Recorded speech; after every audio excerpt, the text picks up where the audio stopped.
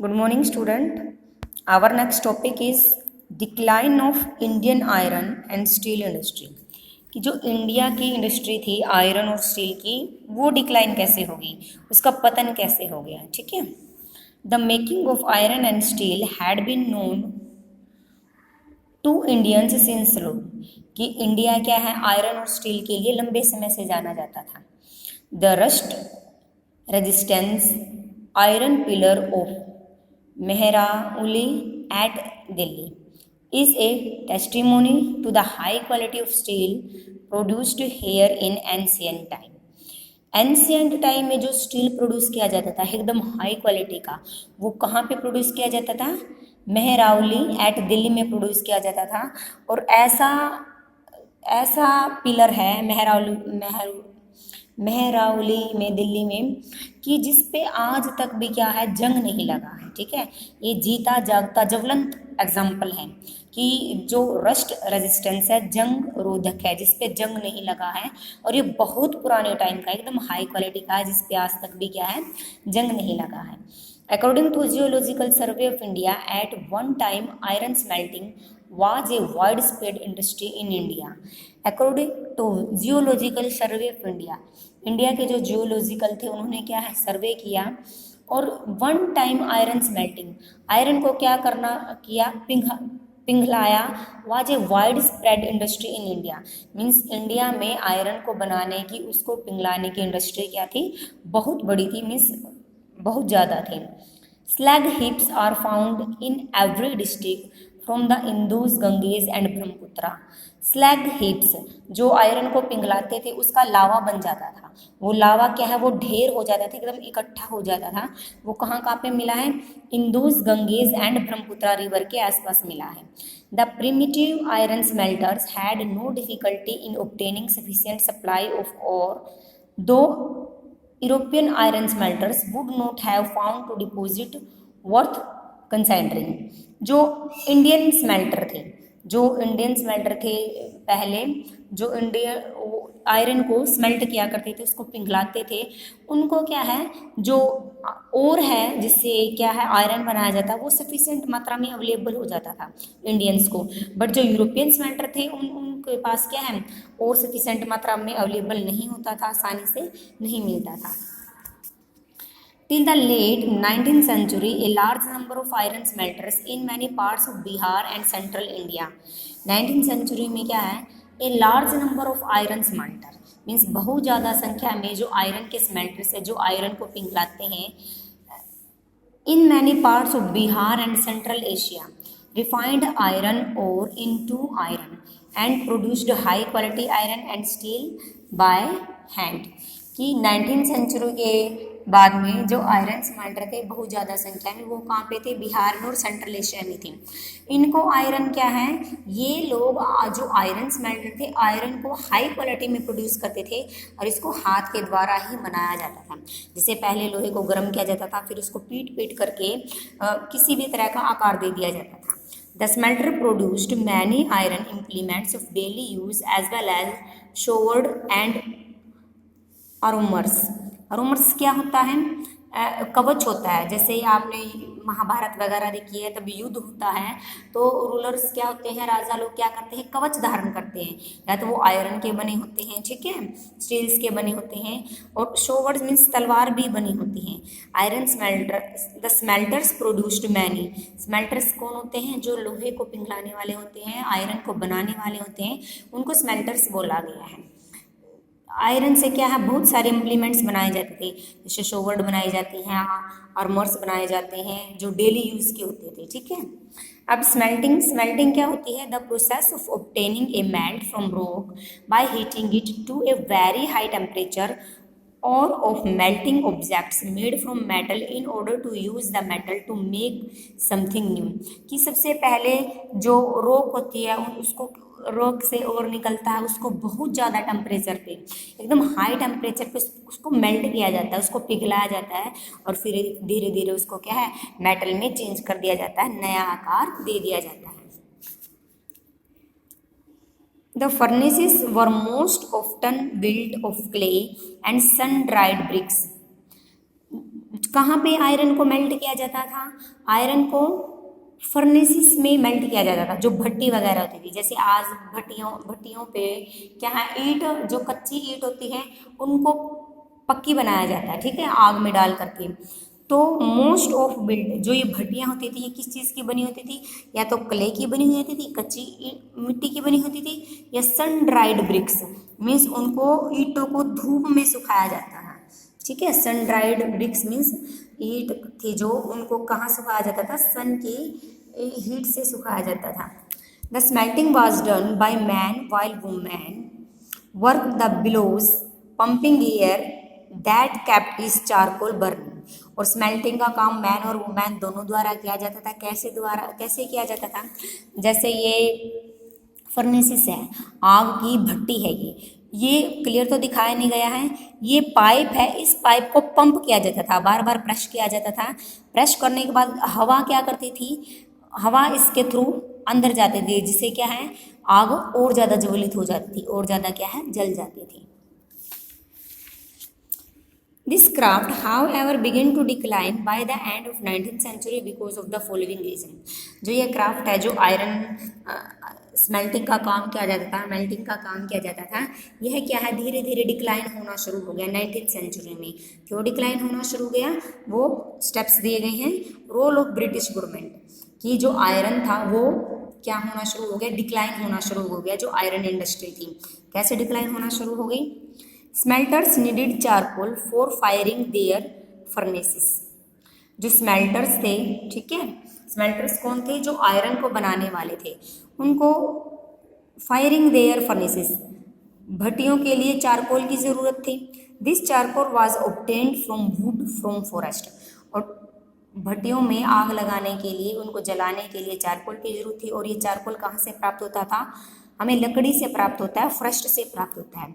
The British put restrictions on the cutting of trees in the forest.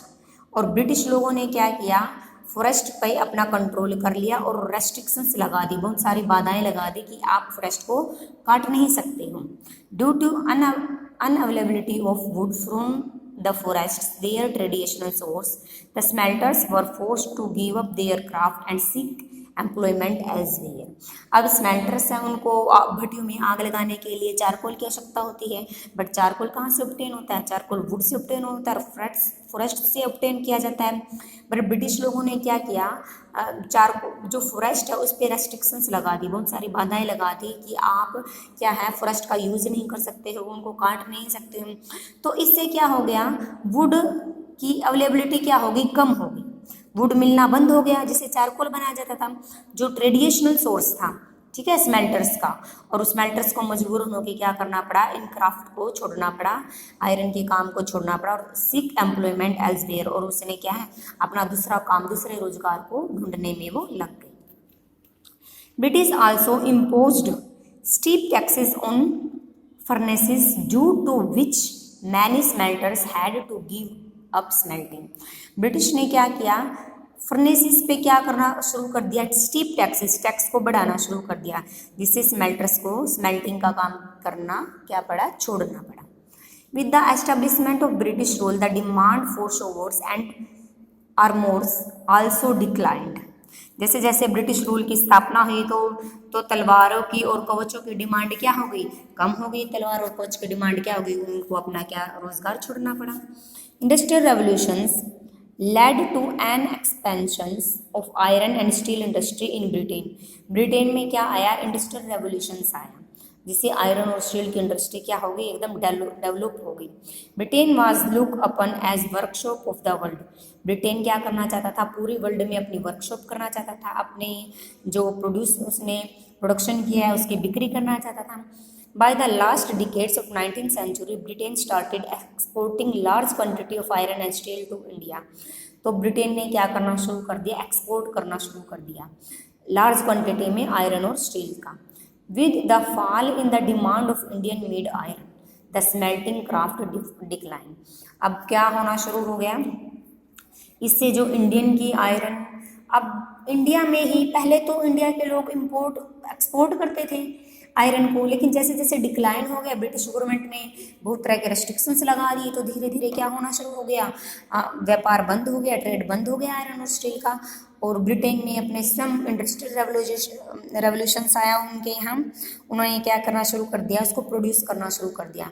अब large quantity में Britain के लोगों ने इंडिया में आयरन और स्टील को एक्सपोर्ट करना शुरू कर दिया, जिससे इंडियन के आयरन और स्टील की डिमांड क्या हो गई, कम हो गई, और जो स्मेल्टिंग क्राफ्ट थे वो क्या हो गए, डिक्लाइन हो गए। Setting up of steel factories in India, ठीक है, क्लियर हो गया रोल ऑफ ब्रिटिश गवर्नमेंट कि उन्होंने फॉरेस्ट पे रेस्ट्रिक्शंस लगा दी हैं। सेकंड, उन्होंने टैक्स को बढ़ा दिया है। तीसरा क्या है, जो डिमांड थी शोवर्स और आर्मर्स की वो कम हो गई है। और थर्ड क्या है, इंडस्ट्रियल रेवोल्यूशंस की वजह से भी हुआ है। Setting up of steel factories in India, iron and steel factories were setup in India by the beginning of 20th century. India में जो फैक्ट्रीज की सेटअप हुई वो कब हुई, 20th सेंचुरी में हुई, 20th सेंचुरी की स्टार्टिंग में हुई थी। Stiff competitions from these factories forced the artisans to seek employment elsewhere. Stiff competitions, इतना ज़्यादा कंपटीशन था कि इंडिया के जो आर्टिसंस थे वो उनके साथ कंपेयर नहीं कर सकते थे, वो कमज़ोर पड़ गए थे इनके द्वारा, ठीक है। The sword of Tipu Sultan and the wootz steel, ये स्टील की एक वैरायटी है वुड्स स्टील। जो टीपू सुल्तान की शोवर्ड के बारे में बताया गया है, ये टीपू सुल्तान की क्या है, तलवार है। ये कैसे बनाई गई है इस बारे में बताया गया है। The legendary sword of Tipu Sultan was made of a special type of high carbon steel called wootz steel, जिसमें कार्बन की बहुत ज़्यादा मात्रा होती है, हाई कार्बन होता है, उसको क्या बोला जाता है, वुड्स स्टील बोला जाता है। और टीपू सुल्तान की जो तलवार थी वो क्या थी, लेजेंडरी थी, एकदम प्रसिद्ध थी। प्रोड्यूस्ड इन स्मेल्टिंग फर्नेसेस इन मैसूर, यह क्या है, मैसूर में बनाई गई थी, भट्टियों में पिघला करके। These special features of this sword was the incredibly hard and sharp edge that could easily rip through the opponent armors, कि इसकी फीचर्स के बारे में बताया गया है कि इतनी स्पेशल रही है जो टीपू सुल्तान की तलवार थी, वो इतनी स्पेशल, इतनी हार्ड और इतनी शार्प है, इतनी तेज़ है कि जो सामने वाला था, जो अपोजिट वाला था, जो उसके सामने युद्ध कर रहा था, उसके जो उन्होंने जो आर्मर्स पहने हुए थे, जो उसने कवच पहना हुआ था, चाहे वो स्टील का पहना हो या आयरन का पहना हो, उसको भी क्या कर देती थी, ये तलवार चीर देती थी, काट देती थी, मीन्स उसको काट करके मार दिया जाता था, इतनी तेज तलवार थी टीपू सुल्तान की। The swords made of wood steel had a flowing water pattern which came from very small carbon crystals embedded in the iron, कि जो वुड स्टील है वो कैसे बनाई गई है, फ्लोविंग वाटर मीन्स पहले तो इसको वाटर की तरह पिघलाया गया था, फिर इसमें कार्बन को क्या किया गया, ऐड किया गया, और देन स्टील से ये क्या बनाई गई, तलवार बनाई गई। Quotations from Quran with messages about victories in war are written with a gold on steel handled of Tipu sword, कि जो टीपू सुल्तान की जो ये तलवार है, यहाँ पे गोल्ड वर्ड में लिखा हुआ है कि टीपू सुल्तान ने कौन से वार्स किसके साथ किए और उनकी विक्ट्रीज के बारे में यहाँ पे लिखा हुआ है। Tipu legendary sword are now part of valuable collection in museum in England, ये क्या है, म्यूजियम में रखी हुई है इंग्लैंड के। Tipu Sultan fought 4 wars with the British and died fighting with his sword in his hand। Tipu Sultan ने इंग्लैंड के लोगों के साथ 4 युद्ध लड़े और वह लड़ते लड़ते क्या है, वो मारा गया। मरने के बावजूद भी उसके हैंड में क्या थी, उसकी तलवार थी, मीन्स उसकी तलवार नहीं छूटी थी, मरने के उपरांत भी वो अपने हैंड में अपनी तलवार लिए हुए था। Michael Faraday, the legendary European scientist and discovered of electricity and electromagnetism, was fascinating by wood's steel and spent 4 years studying the properties of Indian woods। Michael Faraday है जिसने किस चीज़ का, जो यूरोपियन साइंटिस्ट है, उसने किस चीज़ का डिस्कवरी की है, इलेक्ट्रिसिटी की डिस्कवरी की है, और इसने इलेक्ट्रिसिटी की डिस्कवरी की है। जो इंडियन वुड्स है, इंडियन जो स्टील थी जिसके साथ टीपू सुल्तान की तलवार को बनाया गया था, उसकी प्रॉपर्टी को जानने के लिए उसको क्या लगे, 4 साल लग गए कि किस तरह से जो टीपू सुल्तान की तलवार को बनाया गया है, इसकी प्रॉपर्टीज को स्टडी करने के लिए जो माइकल फैराडे है उसको कितना टाइम लग गया, 4 साल का टाइम लग गया। The accountants of Francis Buchanan who toured through Mysore in 1800 described the technique by which wood steel was produced in hundreds of smelting furnaces in Mysore। कि जो अकाउंटेंट है फ्रांस का बुचानेन, इसने क्या किया, इसने मैसूर का 1800 में मैसूर का टूर किया, मीन्स मैसूर को विजिट किया, वहाँ पे घूमना फिरना रहा, और उसने क्या किया, टेक्निक के बारे में जाना कि ये वुड स्टील कैसे बनता है। ठीक है, in these furnaces iron was mixed with charcoal and put inside small clay pots. ये सबसे पहले तो भट्टियों में क्या किया जाता था, आयरन को मिक्स किया जाता था चारकोल के साथ, और फिर इसको मिक्स करने के बाद किस में डाला जाता था, पोट्स में डाला जाता था। जैसे कोई भी चीज़ है हम स्टोर करके रखते हैं ना एक तरह से, वैसे इन्होंने इसको क्या करके रखा था, स्टोर करके रखा था। Though an intricate control of temperature the smelter produced steel ingots that were used for sword making।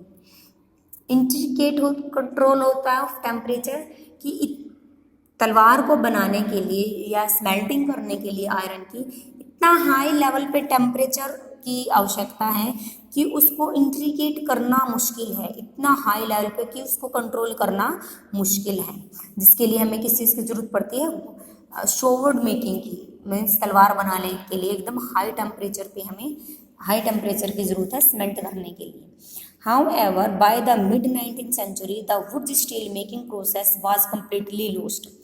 कि 19th सेंचुरी के मिड में जो वुड स्टील की प्रोसेस थी जिससे वुड स्टील बनाया जाता था, यह कम्प्लीटली क्या है, लॉस हो चुका है। The swords and armours making industry died with the conquest of Indian by the British and imports of iron and steel from England displaced the iron and steel produced by crafts people in India।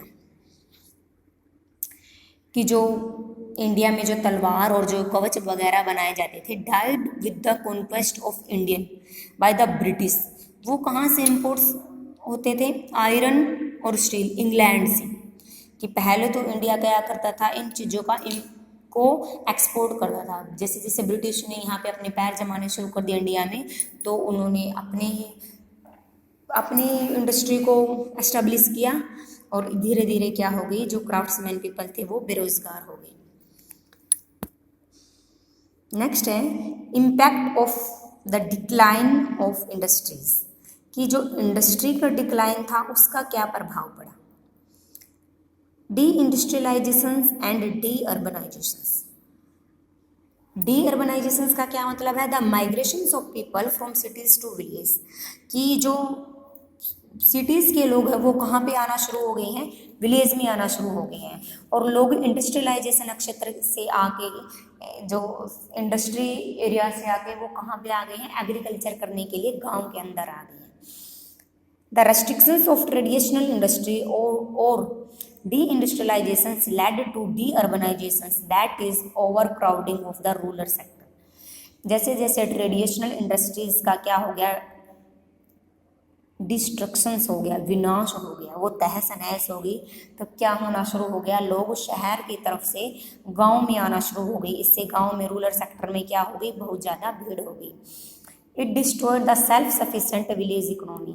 इसने जो village की economy थी, जो अपने आप iron और steel को produce करते थे, अब उनके साथ भी वो एग्रीकल्चर करने लगे हैं, गांव में आ गए हैं शहर से लोग, तो इनसे क्या हो गया, इनकी जो सेल्फ सफिशेंट इकोनॉमिक्स थी उस पर क्या पड़ा, एडवर्स इफेक्ट पड़ा। The main centres of textile industry such as Dhaka, Murshidabad, Surat, Ahmedabad, Lucknow, Jaipur, Banaras, Machilipatnam and Madras were deserted. जो टेक्सटाइल इंडस्ट्री थी ये क्या हो गई, इन एंड हो गया इनका, ये खत्म हो गई। While Europe was moving toward industrialisations, जबकि यूरोप किसकी तरफ बढ़ने लगा, इंडस्ट्रियलाइजेशंस की तरफ बढ़ने लगा, और इंडिया में क्या हो गई, इंडस्ट्रियलाइजेशंस खत्म हो गई। इंडिया मूविंग टुवर्ड रूरलाइजेशन, कि जो यूरोप की कंट्री थी वो तो इंडस्ट्रियलाइजेशन की तरफ मूव हुई, औद्योगिकरण की तरफ मूव हुई, बट इंडिया के लोग किसकी तरफ मूव होना शुरू हो गए, रूरल एरिया की तरफ होना मूव शुरू हो गई, वो शहरों से गांवों में आ गई। ए रिवर्स ट्रेंड, और ये ट्रेंड क्या है, विपरीत हुआ और चलता रहा। The weavers, spinners and craftsmen lost their jobs and become agriculture laborers. This increased pressure on land resulted in underemployment in agriculture. जो वेवर थे, बुनकर थे, जो टेक्सटाइल, जो कपड़ा बनाते थे, स्पिनिंग करते थे, क्राफ्ट्समैन थे, जो कूट वगैरह बनाते थे, उनकी जॉब क्या है उनसे छीन ली गई, और उन्होंने क्या करना शुरू कर दिया, एग्रीकल्चर करना शुरू कर दिया। इससे जो शहर के लोग थे वो एग्रीकल्चर की तरफ बढ़ना शुरू हो गए। एग्रीकल्चर की तरफ बढ़ना शुरू हो गए तो एग्रीकल्चर में क्या हो गई, भीड़ जमा हो गई। मान लो एक काम करने के लिए 5 मजदूर चाहिए हैं, तो इतनी ज़्यादा भीड़ होगी कि वहाँ पे 10 मजदूर लगे हुए थे, तो इससे क्या हो गया, एग्रीकल्चर में अंडर एम्प्लॉयमेंट हो गया, मीन्स छुपी हुई बेरोजगारी होगी। छुपी हुई बेरोजगारी वो होती है कि जितने बंदों की आवश्यकता होती है उससे ज़्यादा बंदे काम पे लगे हुए हैं, ठीक है। नेक्स्ट है development of modern industry. It was the second half of the 19th century that modern machines-based industries started coming up in India. कि सेकेंड हाफ 19th सेंचुरी में जो मॉडर्न मशीन्स थी इंडस्ट्री, वो धीरे धीरे क्या है, पहले तो इंडिया में एस्टेब्लिश होना शुरू हो गई। The first cotton textile mills was set up in Bombay by Cowasjee Nanabhoy in 1853 and first jute mill come up in Rishra Bengal in 1855। कि जो जूट मिल थी वो एस्टेब्लिश हो गई बंगाल में 1855 में, और कॉटन टेक्सटाइल भी सेटअप हो गई बॉम्बे में 1853 में। Most of the modern industry were British owned, और ये जो इंडस्ट्री थी जो भी इंडिया में सेटअप हुई थी, ये इंडस्ट्री किसके अंडर थी, ब्रिटिश लोगों के अंडर थी। ब्रिटिश हालांकि इंडस्ट्री तो एस्टेब्लिश इंडिया में हुई, लेकिन उन पे स्वामित्व किनका रहा, राज किनका रहा, ब्रिटिश लोगों का रहा। Due to prospects of high profit, availability of cheap labour, readily available raw material, ready market in India and the neighboring countries, there was a rush of foreign capital in India। कि जो India में जो modernisation आया, जो industry की स्थापना हुई, उन पे स्वामित्व किनका रहा, ब्रिटिश लोगों का रहा। ब्रिटिश लोगों का स्वामित्व रहा तो हाई प्रॉफिट किनको होता था, ब्रिटिश लोगों को होता था, और इंडिया के लोग उनको क्या है, सस्ते में मिल जाते थे, चीप लेबर मिल जाता था, और रॉ मटेरियल भी उनको इंडिया से ही मिलता था, ठीक है। इसलिए क्या हो गया, इंडिया में फॉरेन कैपिटल की ज़्यादा भीड़ हो गई, ठीक है। मीन्स जो कैपिटल थी, जो इंडस्ट्री थी, वो किसकी थी, ब्रिटिश लोगों की थी। Moreover, there were several export market abroad which could absorb India exports such as tea, jute and manganese। कि जिन चीज़ों को इंडिया स्वयं एक्सपोर्ट करता था, ठीक है, अब वो क्या हो गई है, इंडिया से छीन ली गई है, जैसे टी है, जूट है, मैग्नीशियम है, ठीक है। Factors that encouraged growth of modern industries, कि जो मॉडर्न इंडस्ट्री की शुरुआत हुई, कौन से फैक्टर रहे जिनके कारण क्या मॉडर्न इंडस्ट्री की शुरुआत हुई। New industry come up in cotton textile and jute in the 19th century and in sugar cement etcetera. कि जो न्यू इंडस्ट्री लगाई गई, कॉटन टेक्सटाइल लगाया गया 19th सेंचुरी में, शुगर की और सीमेंट की इंडस्ट्री भी लगाई गई। In 20th century several factors encourage the growth of Indian industries to in the 20th century। कि 20th सेंचुरी में बहुत सारे फैक्टर रहे जिनसे क्या है, एनकरेज हुआ, इंडस्ट्री को बढ़ावा मिला। These factor were not related to British interest, ये फैक्टर्स ब्रिटिश लोगों के इंटरेस्ट से क्या थे, रिलेटेड नहीं थे in India, were post force of circumstances, बल्कि इंडिया में ऐसी सिचुएशन पैदा हो गई थी कि जो इंडिया में मॉडर्नाइजेशन आया था वो ब्रिटिश लोगों की वजह से नहीं आया था, उनके इंटरेस्ट के अकॉर्डिंग नहीं आया था, बल्कि इंडिया में ऐसे सर्कमस्टांसेस बन गए थे, ऐसी सिचुएशन पैदा हो गई थी जिससे मॉडर्नाइजेशन आना जरूरी हो गया था। First topic is pressure from national movement forced the British government to think in terms of modernising Indian industry. जो इंडियन जो नेशनल मूवमेंट रहा उसने प्रेशर डाला ब्रिटिश गवर्नमेंट पे, और ब्रिटिश गवर्नमेंट क्या आखिर सोचने पे मजबूर हो गई कि इंडिया की इंडस्ट्री में भी मॉडर्नाइजेशन की ज़रूरत है। सेकंड है to deal with the problem of recurrent famines resurgence of Indian industry was urgently needed. कि जो प्रॉब्लम ऑफ रिकरेंट, कि जो बार बार प्रॉब्लम पैदा हो रही थी, सूखा आ रहा था, बाढ़ आ रही थी, अकाल पड़ रहा था, उसके लिए किस चीज़ की जरूरत थी? इंडस्ट्री की जरूरत थी, ताकि जल्दी से जल्दी क्या हो सके? पुनरुत्थान हो सके, इंडिया अपने पैरों पे खड़ा हो सके। During the first world war textile imports from Britain decline. कि फर्स्ट वर्ल्ड वॉर के दौरान जो टेक्सटाइल इंपोर्ट किया जाता था, मंगवाया जाता था ब्रिटेन से, वो क्या हो गया? ख़त्म हो गया। फर्स्ट वर्ल्ड वॉर में ब्रिटेन के लोगों को क्या करना पड़ा? जो इंपोर्ट कर रहे थे, वो टेक्सटाइल बना रहे थे, वो टेक्सटाइल इंडस्ट्री इनकी क्या हो गई? ख़त्म हो गई। British government was forced to rethink about its policy toward industrialization of India, a factor which was a blessing of disguise for the Indian industry. Indian factories were called upon to produce cloth for military supplies. कि British first world war के दौरान जो India जो British से textile import की जा रही थी वो ख़त्म हो गई, और ब्रिटिश गवर्नमेंट ने अभी यह सोचना शुरू कर दिया कि अगर हम जो इंडस्ट्रियलाइजेशन है इंडिया में भी लेके आए तो इससे हमें ही फ़ायदा होगा। ठीक है, तो इंडियन फैक्ट्रीज की स्थापना हुई और इंडियन के लोगों ने क्या करना शुरू कर दिया? मिलिट्री के लिए क्लोथ को प्रोड्यूस करना शुरू कर दिया, उनके लिए सप्लाई करना शुरू कर दिया। स्वदेशी movement involved boycotting British products and the boycott कर दिया। ठीक है, ब्रिटिश प्रोडक्ट का। The revival of domestic products, western goods and clothes were throne into bonfire, it greatly helped in regeneration of the Indian industry. जो स्वदेशी movement चला, स्वदेशी आंदोलन चला था गांधी जी के नेतृत्व में, इसके तहत क्या किया गया था? जो ब्रिटिश की गुड्स थी, जितनी भी फॉरेन यूरोपियन कंट्री से जो वस्तुएं आई हुई थी, जो सामान आया हुआ था, उनको क्या करना शुरू कर दिया? आग में डालना शुरू कर दिया, उनको फेंक दिया गया, उनका त्याग कर दिया गया। और उनके त्यागने के बाद जो इंडियन इंडस्ट्री का क्या हुआ? रीजनरेशन हुआ, पुनरुत्थान हुआ। नेक्स्ट है initial taken by the some British capitalist and industrialisations in the field of plantations industry, textile and mining etcetera gave a boost to the Indian industry. जो British capitalist and industrialisations in the field of plantations industry, कि British के लोगों ने क्या है? अपनी पूंजी की पहल की, कहाँ पे? प्लांटेशंस करने के लिए, इंडस्ट्री में, टेक्सटाइल में और माइनिंग की, क्योंकि इनको क्या है? रॉ मटेरियल चाहिए था। Gave a boost to the Indian industry, इससे क्या है? इंडियन इंडस्ट्री को क्या मिला? बढ़ावा मिला। नेक्स्ट है despite the discriminatory tariff policy the Indians learned how to compete even against such heavy odds. जो इंडियन लोगों ने जो पॉलिसी अपनाई हुई थी, डिस्क्रिमिनेटरी टैरिफ पॉलिसी, कि जो